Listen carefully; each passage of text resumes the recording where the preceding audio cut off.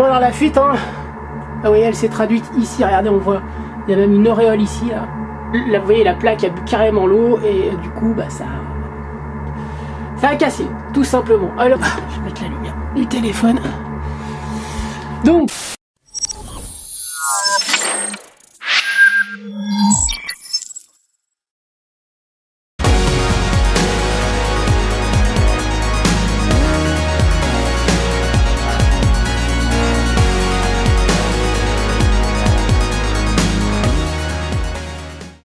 bonjour à toutes et à tous, bienvenue dans cette nouvelle vidéo de Caro Tuto. Alors écoutez, aujourd'hui c'est une intervention, c'est une petite intervention commando, je vais vous expliquer. Donc il y a à peu près 3 semaines, j'ai été contacté pour un problème de fuite. Alors je suis déjà passé pour voir d'où pouvait venir le problème et je pense avoir trouvé. Donc on intervient aujourd'hui, c'est une petite mission commando, il n'y aura pas besoin de grand chose, mais vous allez le voir, il va falloir être très précis. Déjà ce que je vais faire, c'est que je vais trier mes outils, il va falloir être minutieux, il va falloir bien faire les choses pour que le problème ne se reproduise pas. Silicone, cutter, scotch, outils pour lisser les silicones et puis c'est bon.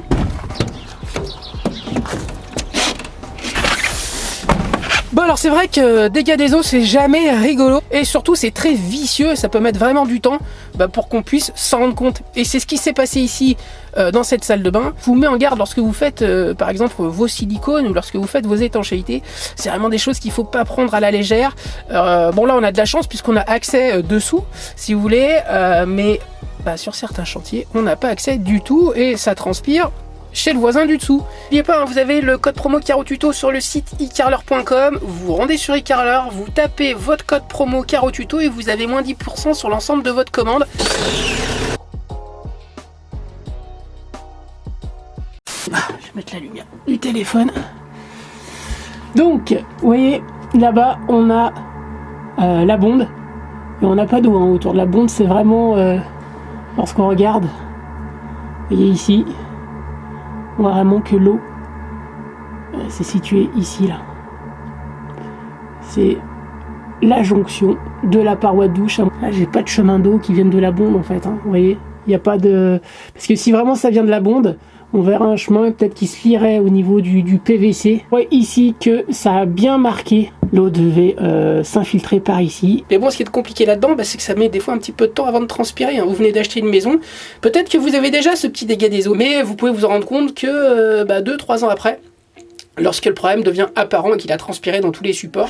Plusieurs points clés ici, pour moi, ont des soucis. La première chose, c'est que vous voyez ici, j'ai rien touché. Regardez, on est le long de la paroi. Il y a un petit bout de silicone ici, on le voit. Hein. Regardez, il est juste là. Et par contre, ici, il n'y en a pas du tout. Ce qui fait que l'eau, forcément, si on éclabousse un petit peu, elle va passer là-dedans. La gravité va faire qu'elle va couler un petit peu le long ici et qu'elle va certainement s'infiltrer là-dessous. Moi, quand je suis passé la première fois ici, il y avait un gros silicone, mais qui n'était pas très régulier. Donc j'ai demandé à ce que ce soit enlevé ici. D'accord? Et là, je me rends compte qu'il y en a encore un tout petit peu dessous. Donc voilà, je vais enlever tout ce qui ne va pas là-dessous. Ici, la paroi, vous voyez, ce qu'on voit ici, là, c'est le bord du carreau. La paroi repose dessus. Ici, je vais refaire un silicone bien propre sur cette longueur-là. Pour pas que l'eau s'infiltre un petit peu dans le joint, parce qu'un joint, c'est un beau être hydrofuge, mais l'eau peut quand même pénétrer un petit peu. Là-dessous, silicone, je vais le refaire. Toute la périphérie ici du receveur. Donc, j'ai demandé à ce que le silicone soit enlevé. On va le refaire bien propre ici. On va le refaire bien propre ici aussi. Et puis on va faire la remontée ici dans l'angle. Du coup, j'en ai profité pour demander à ce que le silicone soit enlevé sur toutes les périphéries ici. Je vous conseille aussi de faire les remontées dans les angles. Je vais la faire ici, dans l'angle qui est là. Ici, on a une petite marche. Et le joint, il a cassé ici. Donc pareil, je vais refaire un joint silicone bien propre sur cet angle-là. Là, ce que je vous conseille de faire, c'est d'avoir un petit cutter. On va regratter un petit peu.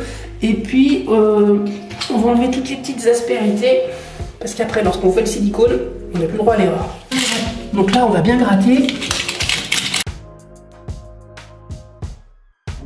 Et ici, je vais enlever le silicone qui ne tient pas. On se serre bien des deux mains. Et je l'enlève.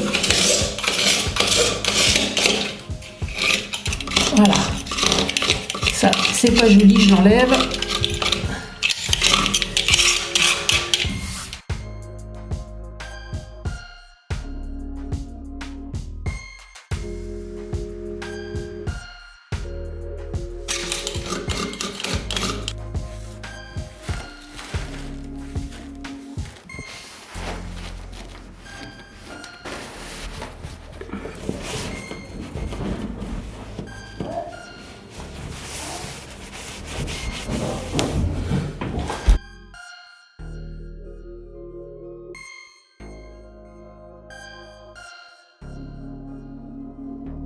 Voilà le silicone que je vais utiliser.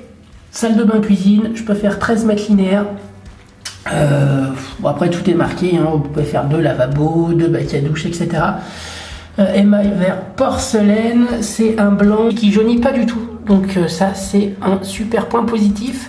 Alors ce que je vais commencer par faire, c'est cette partie-là. On va se faire la paroi de douche ici, pour bien protéger l'angle déjà. Et ensuite, on va se faire la périphérie là-dessous. Très importante, celle-ci aussi. Donc, on va tout bien étanchéifier ici. Après, on va partir le long, remonter ici. Ne pas oublier cet angle-là aussi. Ensuite, tout bêtement, pistolet à silicone. Et pour lisser, moi, c'est vrai que j'aime bien ces petits outils-là pour lisser. Vous avez plusieurs angles possibles, d'accord? Et là, on va choisir un angle un petit peu arrondi quand même, pour que l'eau... elle glisse bien sur le silicone, d'accord? Si on fait un angle trop prononcé, je pourrais, avec cet angle-là, l'eau va avoir peut-être tendance à rester un petit peu dans l'angle. Moi, je veux surtout pas ça, donc je vais prendre un angle un petit peu arrondi, vous voyez, je pense celui-ci, et au moins l'eau, elle va bien glisser, bien mordre, et puis elle va s'évacuer facilement. Plus on va faire un angle droit, plus l'eau risque de rester dans l'angle. Plus on va avoir un angle arrondi, plus ça va lui donner un petit peu d'inertie dans l'angle et elle va couler. Alors ce que je vous conseille aussi, c'est d'avoir toujours un petit bout de carton à côté de vous, comme ça les excédents vous les mettrez dessus, puisque vous allez voir, lorsqu'on fait un silicone, il y a aussi beaucoup de surplus qu'on va enlever.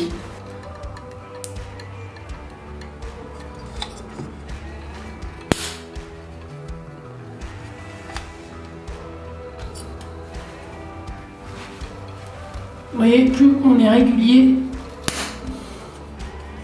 remude d'air. Là, quand on arrive vers le bas, je retourne.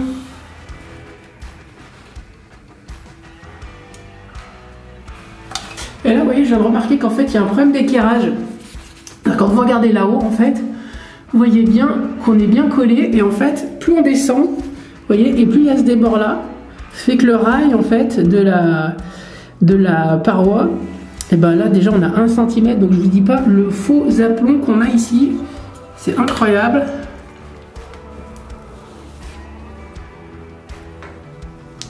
Voilà.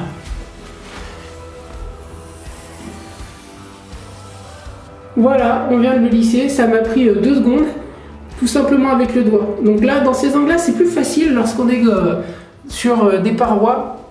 Après, quand on est dans ce sens-là, c'est un petit peu moins facile. Mais bon, voilà.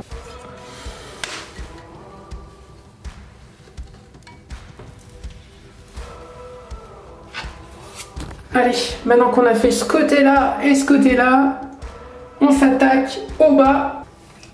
Là, faut pas hésiter à aller lentement pour bien que ça rentre dessous.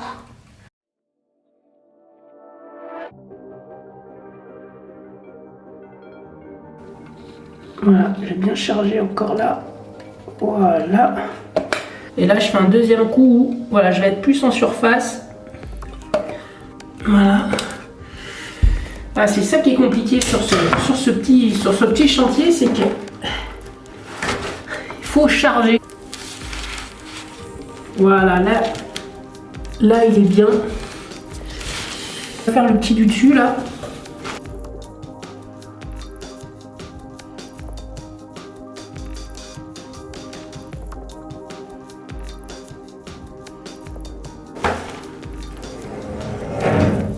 Là, je suis un petit peu chargé dans l'angle et on repart ici.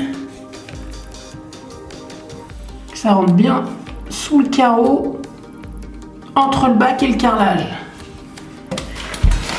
Je pars de l'angle, je charge bien.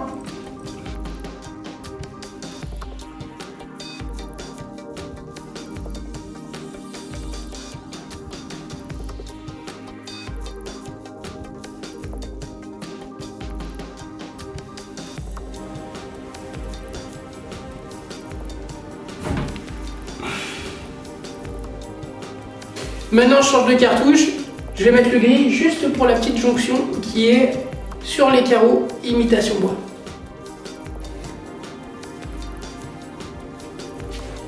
Allez, le dernier ici.